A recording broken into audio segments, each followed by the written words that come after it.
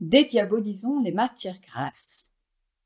En premier lieu, il est important de différencier les matières grasses d'origine végétale, comme l'huile ou les fruits à coque, et les matières grasses d'origine animale, comme le beurre, la crème ou le saindoux. Dans l'idéal, nous devrions consommer 2 tiers de matières grasses d'origine végétale et 1 tiers de matières grasses d'origine animale.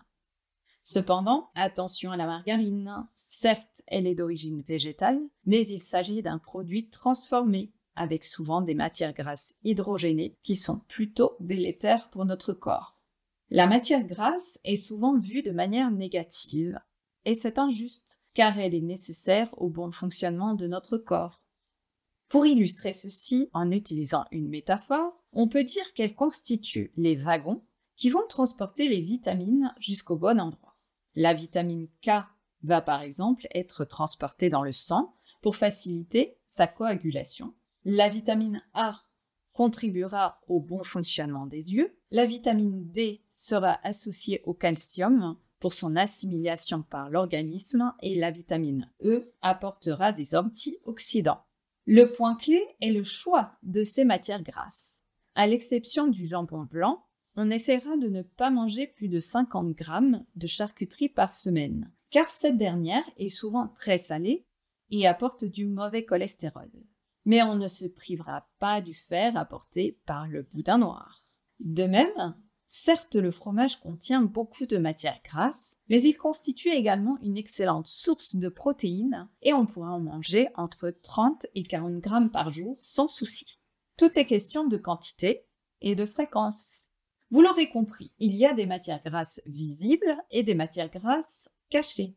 En effet, on trouve de la matière grasse dans les pâtisseries, dans le chocolat, dans la viande, dans un avocat.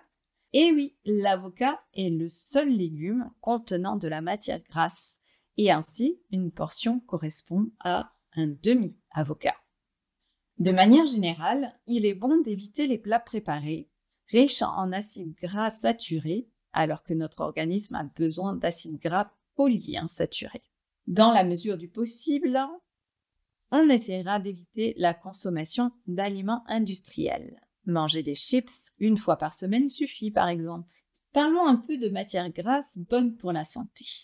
Par exemple, on pourra consommer une poignée de fruits à coque par jour, non grillés et non salés. Le poisson riche en oméga 3, comme le thon, le maquereau, la sardine ou la truite, sont recommandés 1 fois par semaine. La consommation d'œufs était controversée il y a quelques années.